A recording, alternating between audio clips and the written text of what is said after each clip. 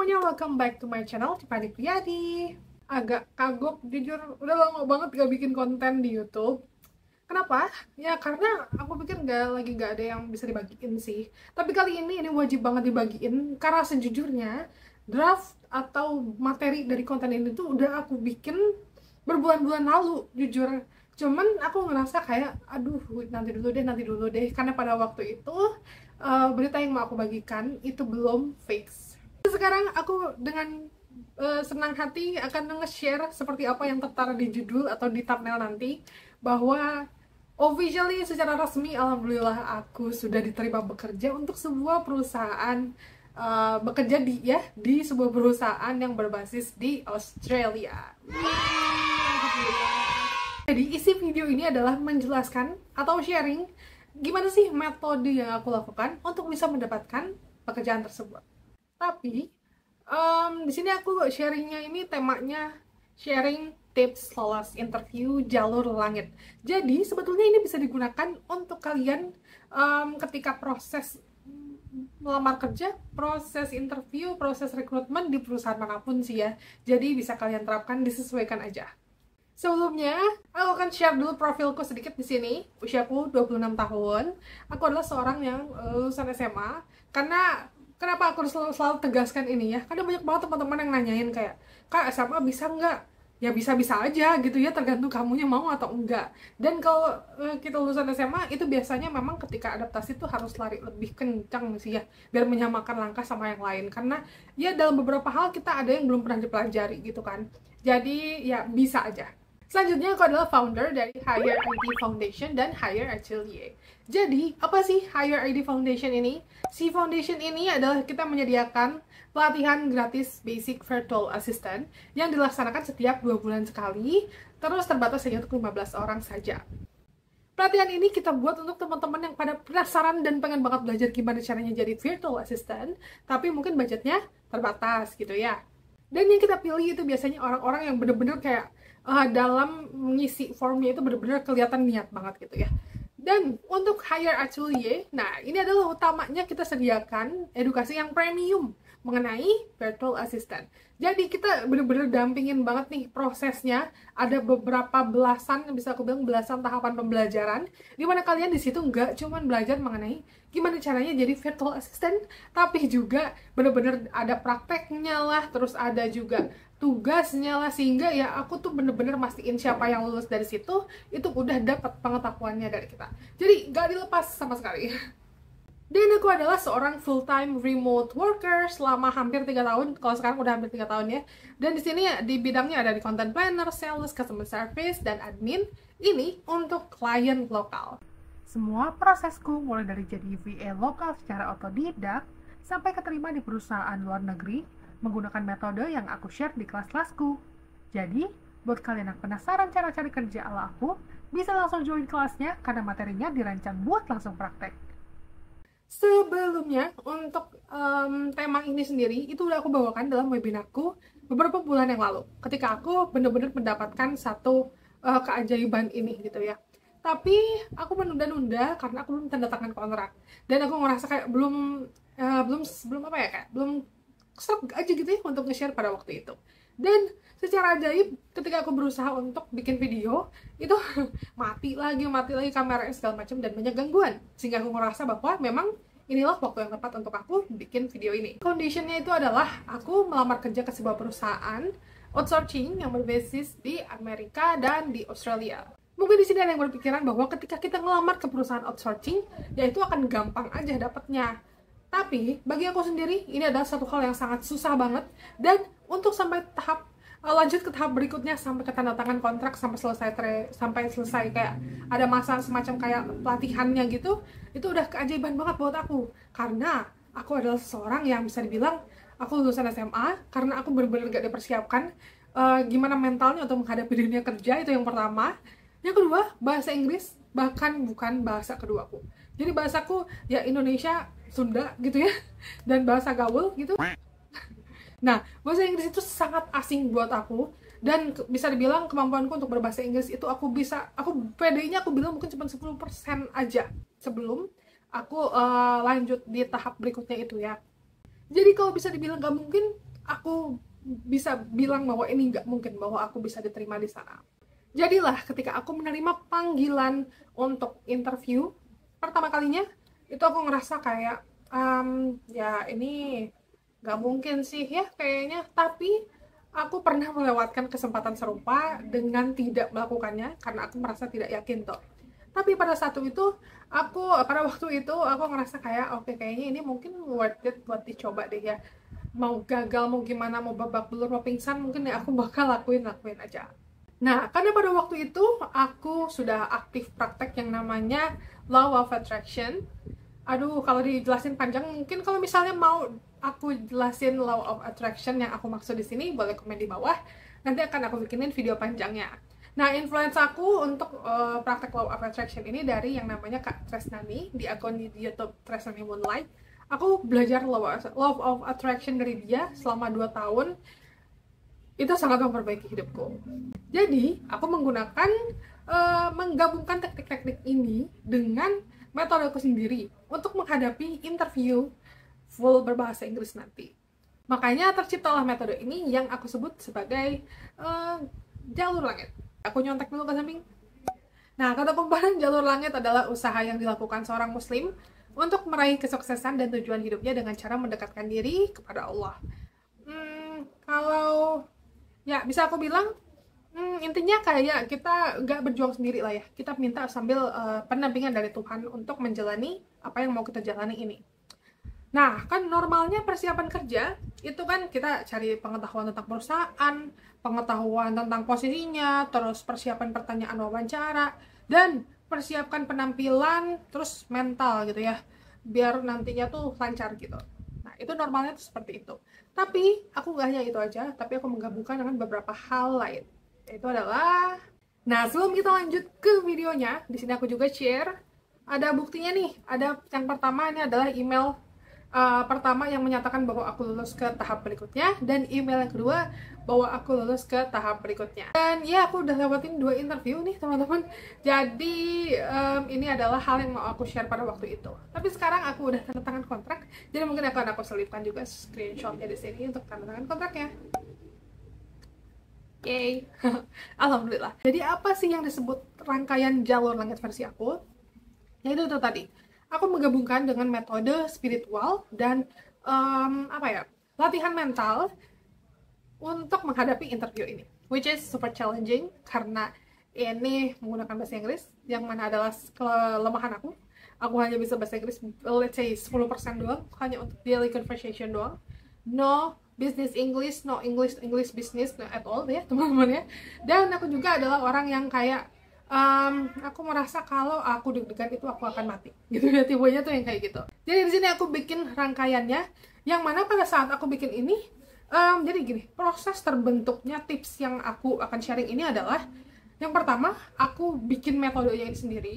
Aku bikin metode ini udah dengan ekspektasi bahwa ya Allah, kalau misalnya ini berhasil, aku akan share ini sama orang karena mungkin aja ini akan berguna juga buat orang lain dan bisa digunakan tipsnya gitu ya. Jadi ya aku udah bikin kayak semacam kurikulumnya itu di awal. Dan inilah dia rangkaiannya. Nah, rangkaian ini terdiri dari 4 nih teman-teman. Kalau usah ada 5, tapi kenapa 4 sih? Ya udah. 4, di sini ada 4. Yang pertama adalah bikin kurikulum, yang kedua adalah setting iman, yang ketiga riset, dan yang keempat install. Nah, loh. Ini kedengarannya kayak aneh, bahasanya gitu aneh kalau untuk sebuah tips ya. Tapi ini memang sengaja aku pilihin kata-katanya tuh yang familiar sama kita sehari-hari gitu ya. Biar apa? Biar gampang diingatnya. Masuk ke tips yang pertama, yaitu bikin kurikulum. Nah, bikin kurikulum ini adalah, aku nyantek dulu. Yes.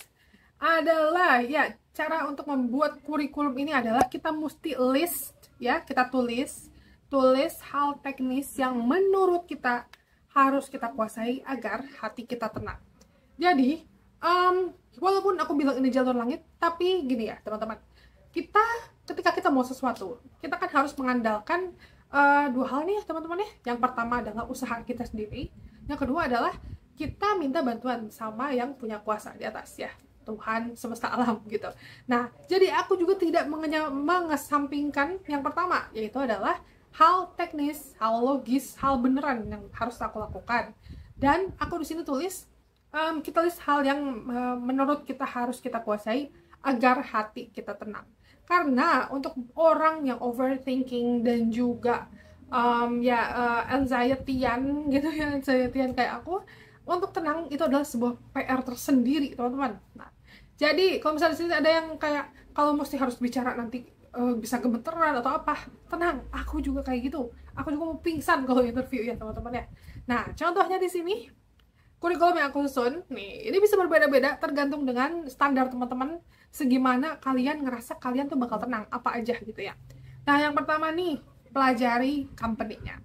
Jadi aku lihat ke website company-nya, terus kayak service apa aja yang mereka punya, yang mereka berikan, terus apa jangkauan bisnis mereka. Nah, cari di situ. Selanjutnya, pelajari juga job desk-nya. Karena waktu itu aku ngelamar untuk bagian customer service, maka aku cari juga nih, walaupun aku sudah berpengalaman sebetulnya jadi customer service selama 2 tahun lebih. Nah, aku juga tetap cari kayak gimana sih customer service yang baik. Apalagi ini untuk perusahaan luar negeri. Dan pastinya ada standar yang berbeda mungkin ya. Dari sesimpel pengucapan, kalau misalnya di Indonesia mungkin kita, kalau via telepon itu kita akan bilang Bapak, Ibu, dan di luar negeri itu kayak gimana, itu aja jadi PR baru gitu buat aku. Selanjutnya adalah bikin script interview. Dan untuk yang satu ini aku bikin versi 2 bahasa ya teman-teman ya. Ada yang bahasa Indonesia dan bahasa Inggris. Dan ya itu dia. Nah, itu dia. Aku bener-bener kayak nyari di Google itu interview seperti apa yang biasa dilakukan untuk posisi customer service. Baik itu lokal maupun yang bahasa Inggris. Terus juga aku kombinasikan keduanya sampai jadi satu script interview yang benar-benar panjang banget dan detail banget. Dan terkhusus ke si customer service. Yang keempat adalah latihan sama ChatGPT AI. Nah ini yang kalau misalnya kalian di FYP-nya tuh pernah lewat ada orang ngobrol sama handphone sama si ChatGPT yang ngomongin kayak baper-baperan, aku terinspirasi dari situ. Jadi aku nge-setting ChatGPT-ku untuk bisa menanggapi aku berpura-pura seolah dia sedang interview aku dengan bahasa Inggris. Dan tujuannya ini sih aku biar memastikan bahwa pengucapanku itu bisa diterima gitu ya, seenggaknya sama sistem gitu loh. Nah yang terakhir adalah cek pengalaman interview orang di sosmed. Nah, untuk orang seperti aku yang super overthinking, lagi-lagi aku selalu bilang itu karena memang itulah adalah aku gitu ya. Aku cek misalnya nih, aku akan misalnya contohnya aku ngelamar ke YouTube gitu contohnya. Nah, aku akan cari tuh di TikTok biasanya. Kenapa di TikTok? Karena aku lebih nyaman ketika lihat orang cerita itu dalam bentuk video. Jadi aku bisa langsung kayak relate gitu, ngeliat gimana ekspresinya. Ya contohnya gini, pengalaman interview di YouTube untuk customer service. Contohnya kayak gitu. Bisa di Google juga bisa, kadang-kadang juga aku juga baca-baca juga gitu ya. Tapi kalau misalnya di TikTok karena itu kan rame biasanya, jadi selain ngelihat dari videonya, aku juga ngelihat dari komentarnya. Biasanya ada juga yang komentar, iya nih kak, aku juga baru interview itu 1 bulan lalu, deg-degan banget. Iya nih, aku waktu itu interview sama 3 orang. Nah, contohnya kayak gitu. Jadi aku dapat insight, dapat gambaran apa yang akan aku hadapi di interviewnya nanti. Nomor 2, ini adalah setting iman. Oke, ini kedengerannya aneh banget. Tapi gini ya maksudnya. Mungkin selama ini, mungkin kalau misalnya yang udah imannya kuat, mungkin di rumah, itu nggak relate sama ini ya teman-teman ya. Mungkin kayak, ya udahlah gue udah percaya sama Tuhan, gue udah menyerahkan semuanya sama Tuhan. Tapi untuk yang imannya tuh masih belajar untuk berproses menjadi lebih baik. Hal ini aku sarankan banget, karena biar apa?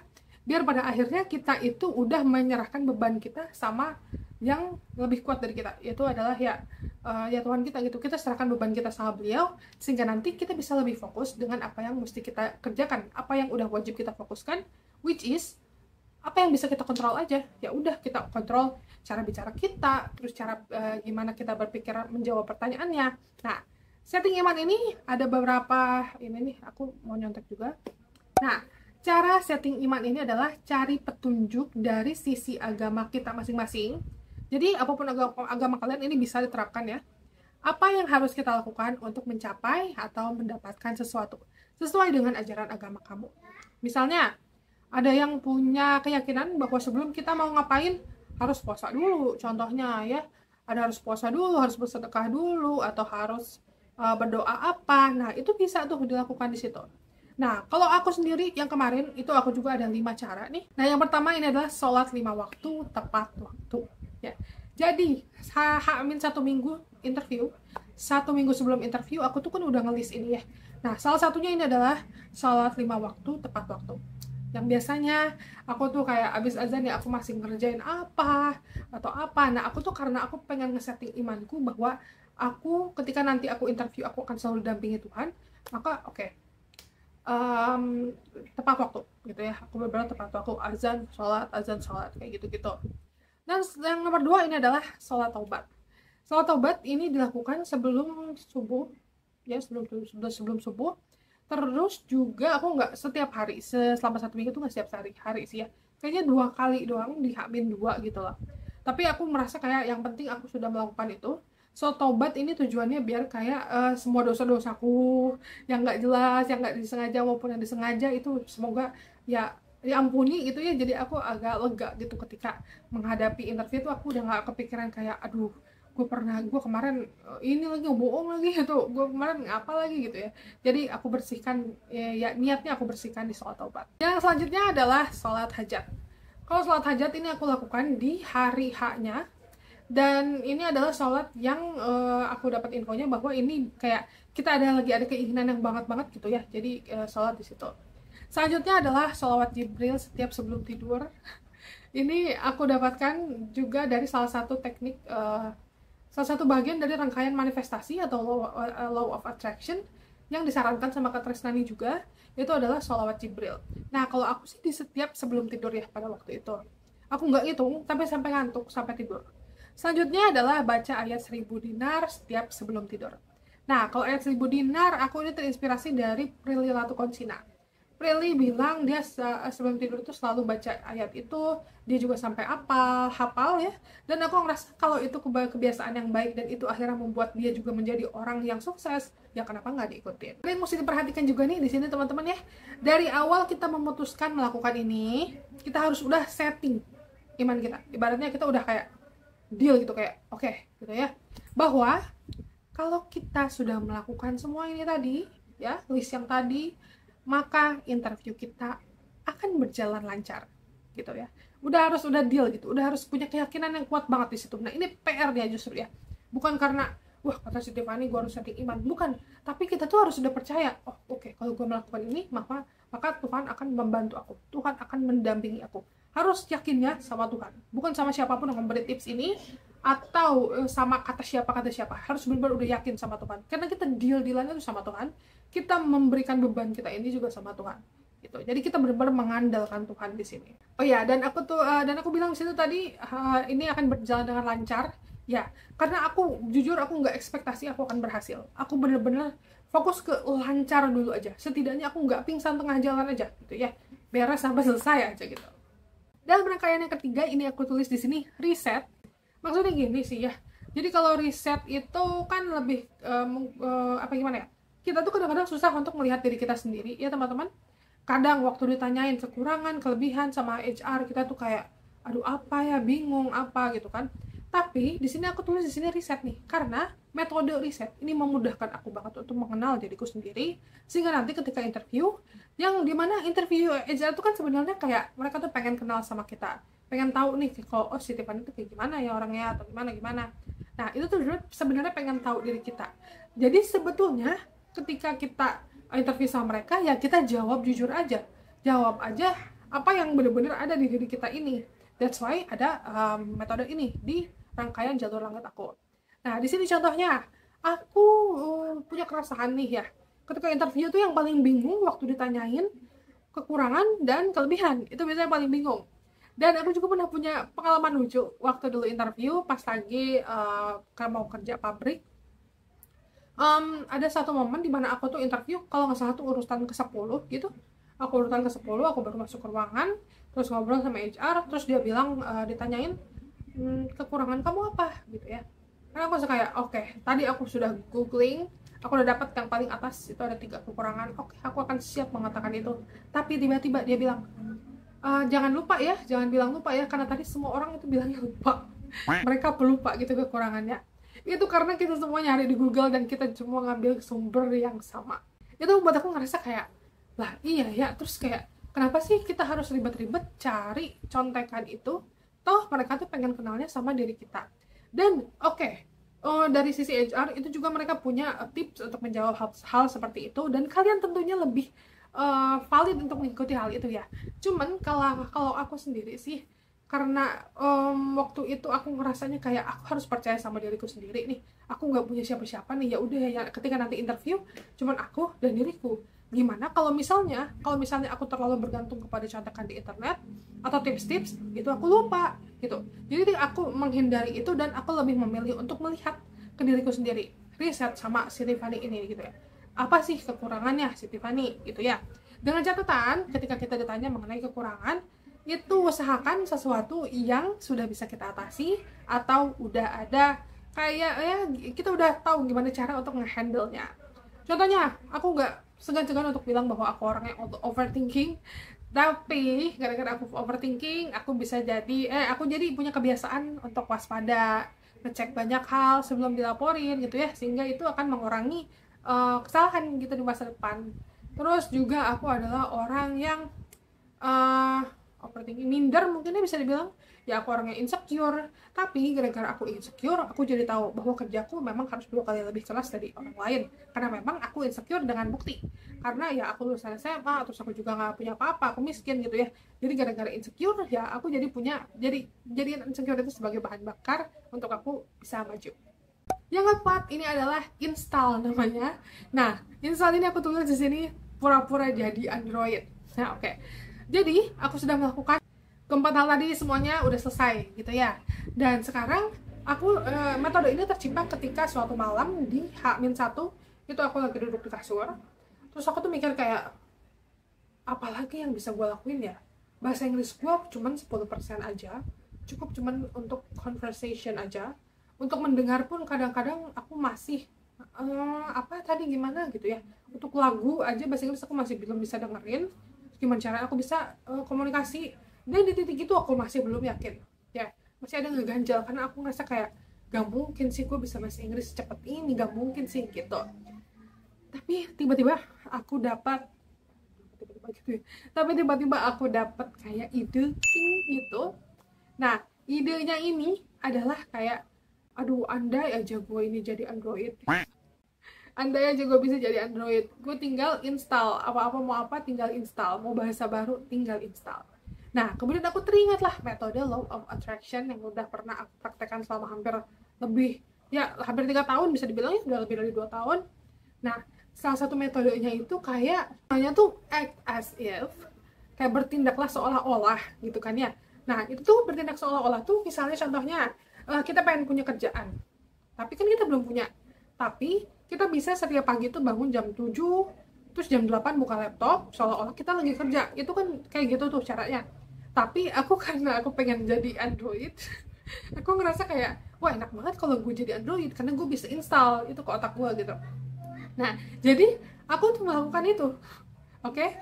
Jadi aku melakukan satu ritual yang aneh banget nih. Jadi kayak di pinggir kasur, terus aku kayak, oke, malam ini aku mengizinkan semesta untuk ngeinstal bahasa baru, bahasa Inggris di otakku, agar besok proses interview berjalan dengan lancar.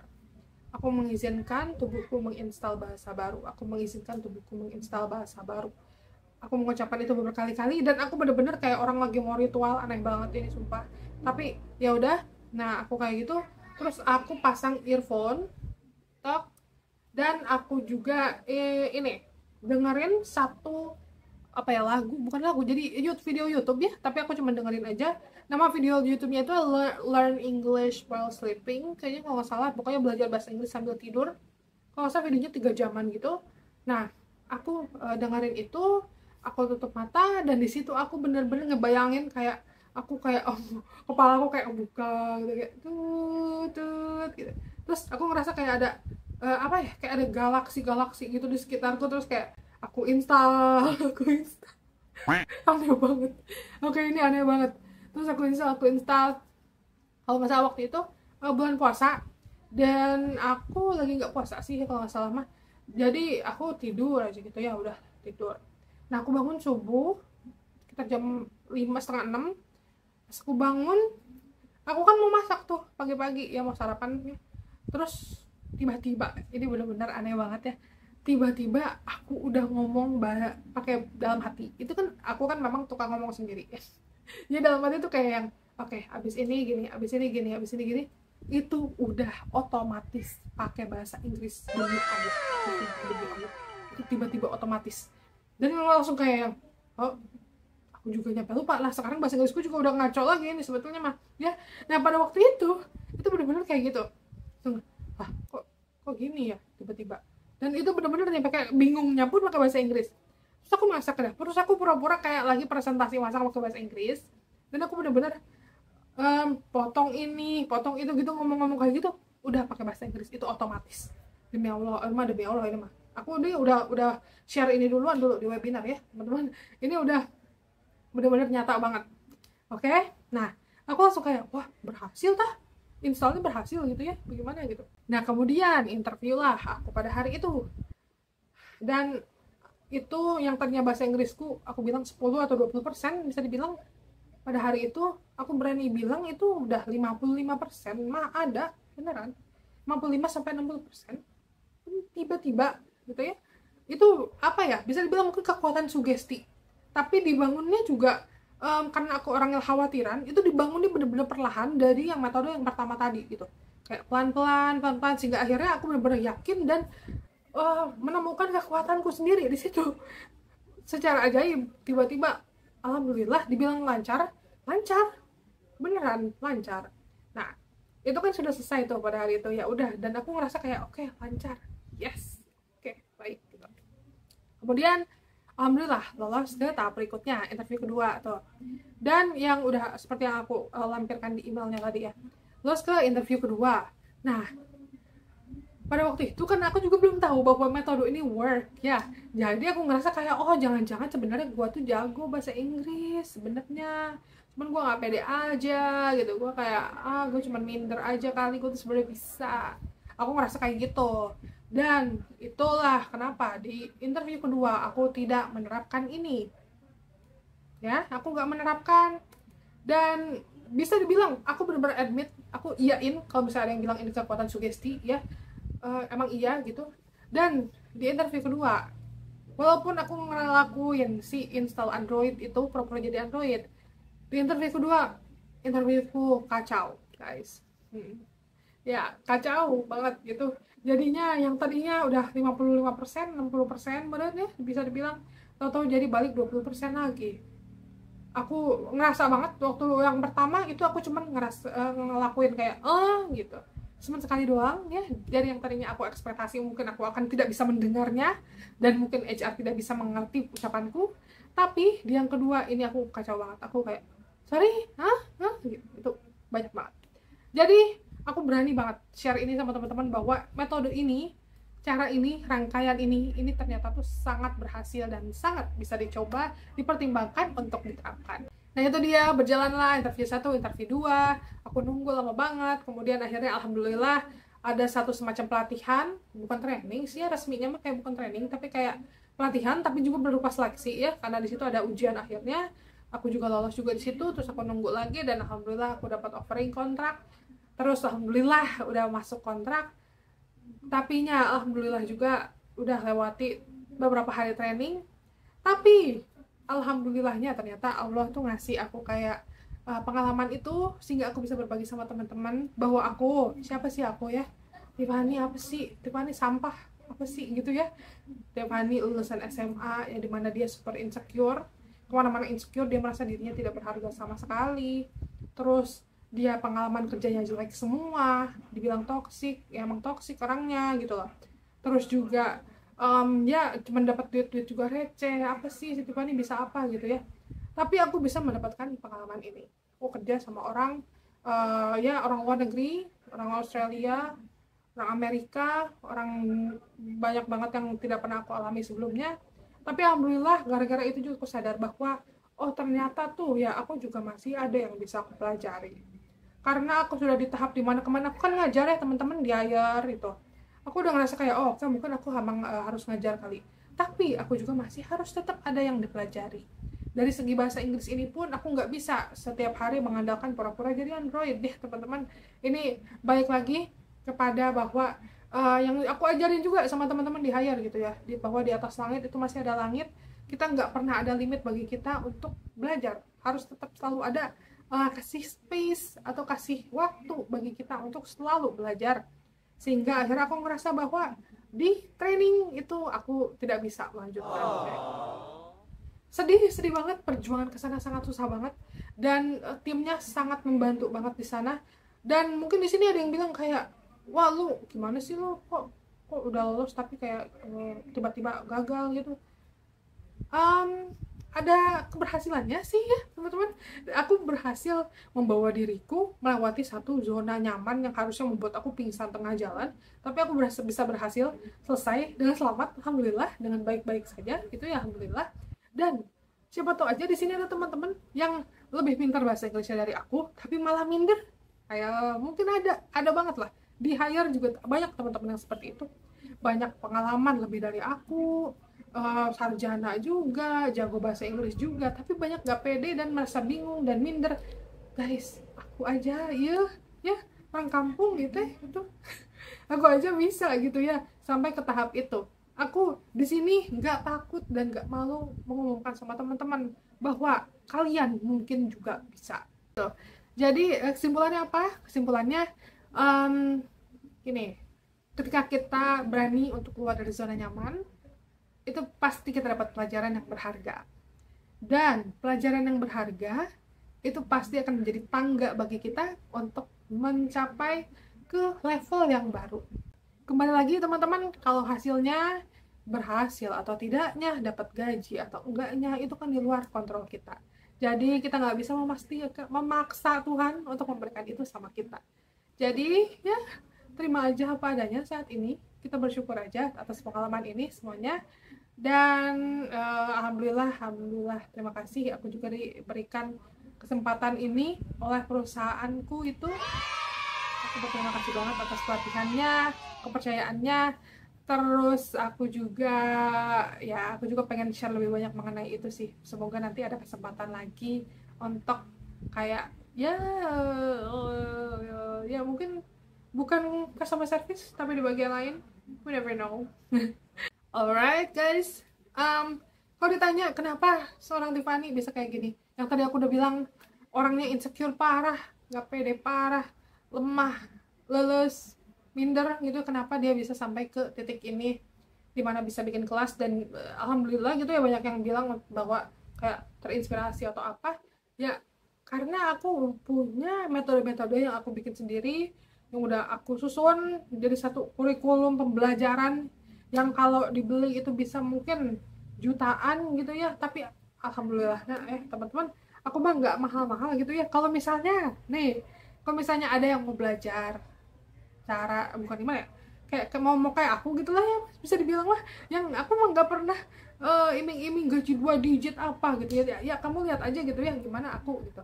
Kalau misalnya ada yang mau kerja online ya, baik itu kliennya, ya aku sih lebih fokus ke klien lokalnya hampir 3 tahun itu ya, gak usah pakai bahasa Inggris, kerja online. Aku udah hampir 3 tahun itu ya di industri itu gitu ya. Aku ada pelatihannya gitu ya, ada yang gratis, aku sediakan gitu ya. Untuk itu ada yang gratis, boleh bisa follow di @higherid_foundation. Nah di sini nanti kamu dapat informasi kapan seleksinya.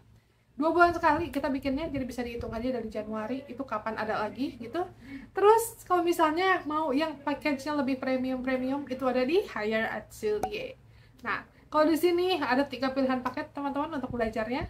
Ada yang VIP, ada yang VIP Plus, ada juga yang siap kerja. Nah, itu benefitnya beda-beda dan teman-teman bisa langsung cek harga serta benefitnya dengan klik link di kolom deskripsi di bawah. Kalau misalnya ada yang bilang, wah Tiffany dulu katanya nggak mau bikin kelas, dulu katanya nggak mau jualan, sekarang aku udah punya value-nya, aku bikin kelas itu juga, aku ada bikin websitenya, aku bikin materinya, aku PPT-nya semuanya sendiri itu. Dan apalagi kalau untuk kelas, kalau untuk yang siap kerja paket siap kerja itu teman-teman bakalan dapat semuanya. Udah tinggal kerja doang, termasuk CV, portofolio, dummy data, LinkedIn, terus Instagram, itu udah tinggal belajar doang ya. Yang siap kerja package itu udah bener-bener premium abis itu teman-teman. Kayak udah paling oke banget tuh. Kalau misalnya kalian ada budgetnya, mending langsung ke situ biar cepet-cepet dapat kerjanya ya. Dan kabar baik adalah Hire Actually ini kita juga dikit lagi mau bikin talent pool. Ya, talent pool kita juga pengen ngebantuin teman-teman yang udah ikut belajar di kita untuk dapat klien. Nah, itu dia, itu PR buat aku juga sih. Jadi kayaknya mungkin di masa depan aku bakalan lebih fokus ngurusin si hire ini.